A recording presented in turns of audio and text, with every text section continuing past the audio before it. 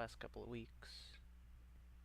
To say there's contention between community and developer of Halo is probably an understatement. A lot of things have been going on. Lack of announcements from the competitive end, which is probably legal process related. So nothing big there, but it's frustrating not having anything really to go on. Just speculation. Sorry about that. I'm just tangenting right now. So, I don't know, maybe we'll cut that out. It's just kind of to see how this felt starting up. So, I am a fan of the Halo scene, competitive scene. I am a fan of Halo in general as a game.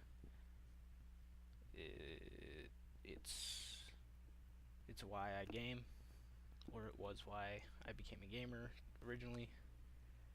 It's why I've stuck around with Xbox as long as I have. It's so many things. And it feels like in the recent years, more and more people, or more and more times the community has felt ignored and abandoned. And I kind of want to explain the thought process behind, at least behind me. I think other people would agree. I hope they would. At least some of the points I'm hoping to make as to why they're kind of fed up with 343 and why they're fed up with Halo and why they wouldn't necessarily be interested in coming back to Halo. So, earlier today, I was watching a Destiny 2 review, or a review for Destiny 2's DLC that just came out, Trials of Osiris. And in it, YouTuber by the name of Skill Up, he used an interesting example to make a point, and it felt oddly appropriate to apply his example to Halo in a lot of ways. So it was his example. Just wanted to throw that out there. It just felt like it applied to Halo very well. So I'm gonna reiterate what he said, and then push on to my own example, which the two kind of work together as to why, I don't know, why we're bored. Not bored, but why we're discontent. So, his example was, say you're a waiter at a restaurant, and one of the people you were waiting on, he didn't like his meal, and from his perspective, it was the worst piece of slop ever served to him. Whether it was or not, doesn't matter. Customer has to come first, especially in a restaurant. So, you want to not only make sure that this guy leaves, not feeling ripped off, but you also want to make him feel like not only did you hear his complaint, but you're going to go and fix it.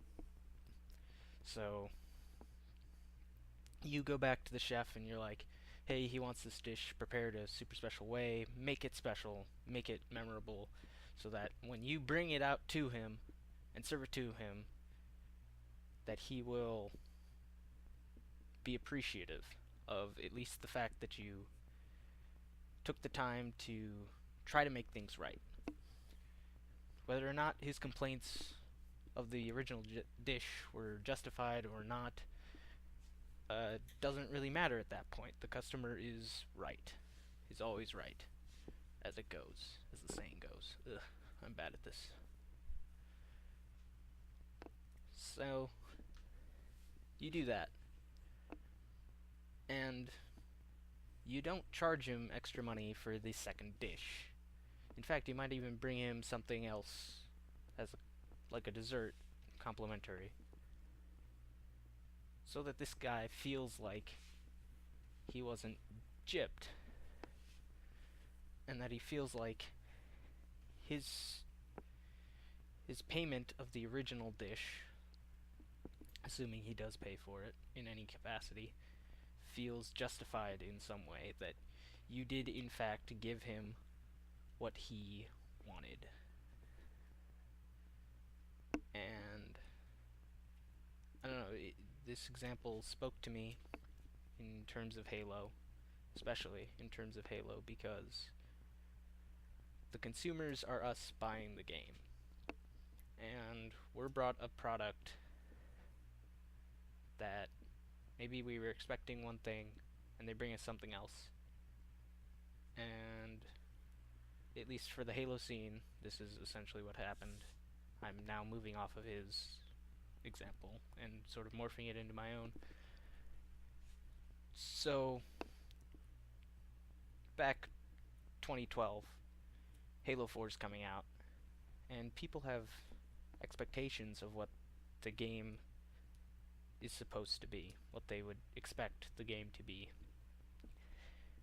And whether or not you'll call it a real Halo game or not, it depends on the person. 343 is going to defend their games and call it Halo until the end of time, so I don't know. That's a whole nother thing. But going into it, we're expecting a certain thing, a certain experience, and they brought it out to us and served it to us, and we went, this isn't what we wanted, this isn't what we asked for, please go and get us something else. So 3 years later, sorry, they come back with Halo 5 and they serve it to us, and we go, and the few of us that are left that really enjoyed the originals, haven't left already, are still sitting here going, this isn't what we asked for, please take this back, get us something else. I don't feel like I should have had to buy this twice when it's nothing like what we wanted. And I know 343 will be like, our data doesn't show this, and this and that and the other thing, and they'll come up with any number of reasons as to why the vocal minority, quote unquote, doesn't, I don't want to say deserve, but isn't worthy of a game that suits them. And I don't understand why at all. Because I mean, even people who are hardcore Halo fans have come out and been like, Halo 5's not a bad game. It's not really. It's not a great game, but it's not bad by any means. But this isn't what Halo is. And 343's just sat there and gone time and time again, well, this is what Halo is now. Get used to it. And so not only did they give us the second serving that wasn't what we asked for either, but they gave it to us and said, you have to like it, because that's what you're getting. And that's just, it's just not right. And there's any number of people who go, well, you guys had MCC. MCC was broken. It's still broken to some extent. And I don't care if they're fixing it 2 years later. Well, I'm glad that they're fixing it, but it's too late to make a significant difference in terms of population number for that game, and how many people have moved on, and this and that and the other thing, it's too late. It's still welcome, but it's too late. And for them to come back with Halo 5 and just go, well, you have to like it because this is what it is. That's what you're getting. It just feels wrong. And it feels like you're still kind of ignoring this part of the community that really wants to love Halo, that really wants to be a part of Halo. And you guys go, well, you're not in our current player base. You're not in our feedback group. There's not enough data to support what you're telling us that you'd want. And we're just sitting here going, well, it seems like there's a demand here, at least from some people. But I don't know. I really don't. It's frustrating to watch this sort of back and forth that's gone on since probably before I even spent a lot of time playing Halo. I've only been playing realistically for the past 8 years, 9 years. So I wasn't around for Halo 1. Or not when it first came out anyways. But I, as someone who's basically a Reach kid, can sit here and go, Halo 3, Halo 2, Halo 1, they're more fun on some level. And there's nothing that can quantify that. I've gone off in some random direction. Not exactly where I was intending this to go, so I don't know. I'll try to bring this back around with my second example to sort of explain why perhaps some people, well, obviously some people can like Halo 4 and Halo 5 for what they are, but maybe sort of the disparity between the feedback they're hearing and the feedback that not we, but certain people are giving them, a loud portion of the community are giving them. I would say a large and loud, but I don't get to determine that, I guess. So my second example is from a television show, Community. It's a comedy, ran on the CW, I think, primarily. If you're familiar with it, it's a pretty good show. I really enjoyed it. Not everyone would. But it's about this group of people, various ages, but they're all in college. Like, the one guy's 80 years old or whatever. It's comedy, so they just kind of roll with it.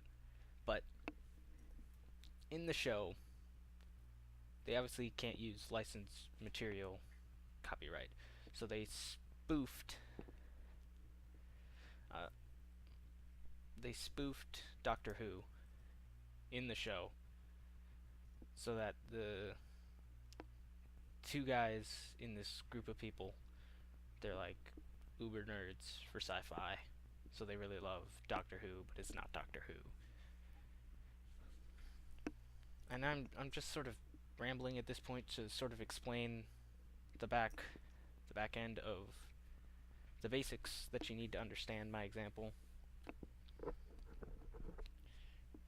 So this Doctor Who spoof has this giant convention, and so the majority of this group of college kids, they go to the sci-fi convention, but two of them they don't bring along, and they were, if I remember the episode correctly, they were upfront with these two. They were like, you guys won't enjoy this, you're not into the show, you're not into sci-fi, you shouldn't come.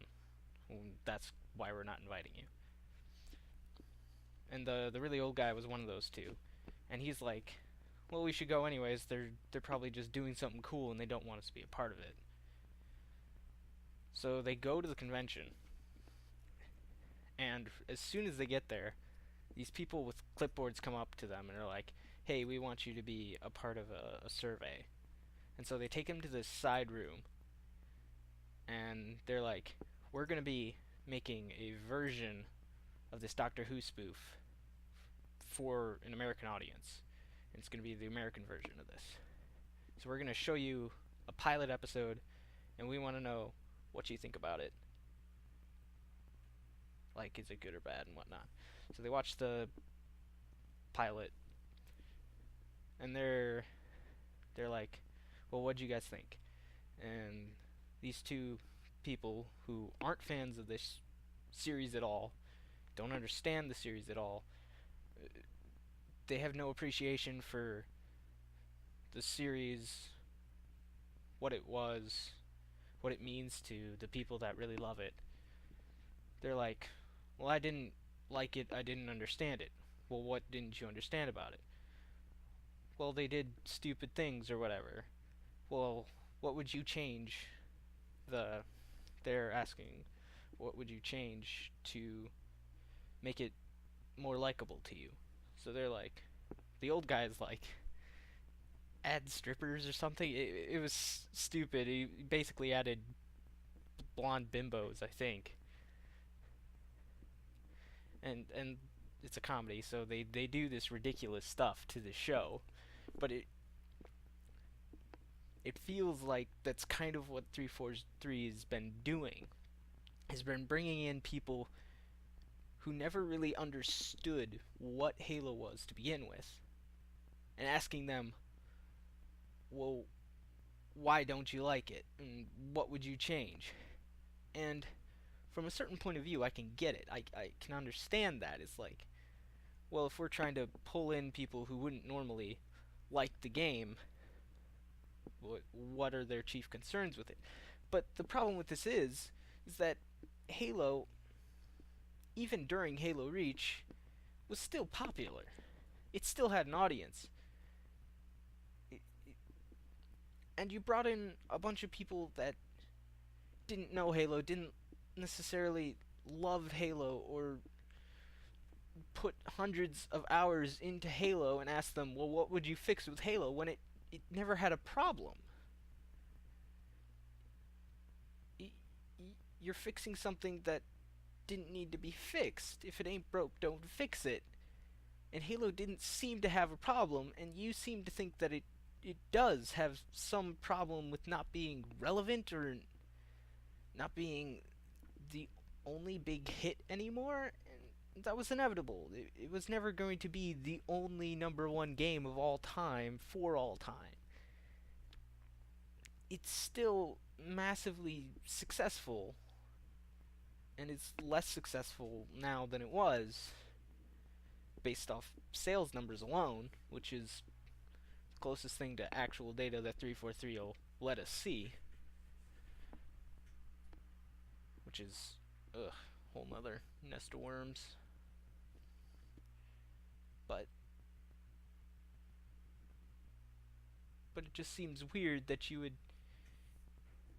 like in the show, that you would take people who clearly don't know what it was and won't appreciate what you're doing to it now to be an homage to what it was, and then go, "Well, these guys are clearly geniuses of our target audience and who we're trying to get in touch with," rather than trying to target the people that the game, in the show's case, the spoof of Doctor Who, was, really popular with to begin with, really polarizing, really meant something. And it just seems backwards. It seems wrong. And we're all here scratching our heads 7+ years later, since 7-ish years since 343 took the reins, and we're still wondering why these people are making certain decisions. And then we get now I'm going into the Nest of Worms. Now we get this crap with the Jesse Bird, who, from my point of view, seems like someone Microsoft may have sent in. Maybe 343 asked Microsoft for their help because she's a part of the Microsoft analyst team or something. So it seems like she's someone that was brought in to sort of evaluate the data, the feedback data, oh god, that they're getting, to analyze it and see, maybe double check the results, maybe just make sure what they're doing isn't completely weird or whatever. And she comes in to this really storied franchise and goes, well, our data doesn't support that. And we're all just sitting here going, who the hell are you? You know? She doesn't seem like a evil person, but she came off, at least in the series of tweets that I've seen, she came off as kind of self-entitled. Because, people telling me how to do my job, and oh, you should be a part of our feedback program then. It's like, what feedback program? People didn't know about this. How are they supposed to be giving you feedback about how weird your game is, how bad some people think it is, or how good some people think it is, if they didn't know this thing was a thing? They didn't know the feedback program was a thing. And I know I had heard about it at some point, but I didn't pay it any mind because it wasn't widely announced. And I don't know what we're supposed to do when since I've signed up for it, I haven't seen any surveys from them asking for my opinion, but I've only been a part of it for a relatively short amount of time, 2 months or so, and she just keeps pulling out, well, our feedback data doesn't support what you're telling us. I'm glad to hear your feedback, but what we're getting is you're wrong. And then we go, well, let us see the data. And then she went to this one guy, well, it's confidential and we can't release it because people's names are on it and this and that. And that if you just had raw data in a vacuum, you might not have context, and that could shift your perspective of the data. And that point is completely relevant, but here's my counter. Give us what the questions were and in what context they were asked. So, hey, you give us the context. And then just block out the names. No names. Who cares who said what? I won't know. And maybe that will take a lot more effort than I think it would, but when people are sitting here trying to give you feedback and some kind of data to you, and you're like, well, our data disagrees. Where's your data? Show us. And maybe you can convince me that I'm wrong, but considering that you've shown me no data, nothing to support your point of view, your argument, and you're just telling me to take your word for it, fuck off. I'm sorry, but that's stupid. It's really, really stupid. And I've been rambling for a number of minutes now. Just kind of jumping from topic to topic in one really long, uninterrupting sentence. Anyone who gets that reference, kudos. I didn't use the reference completely right, but whatever. But I think I'm gonna wrap this up now.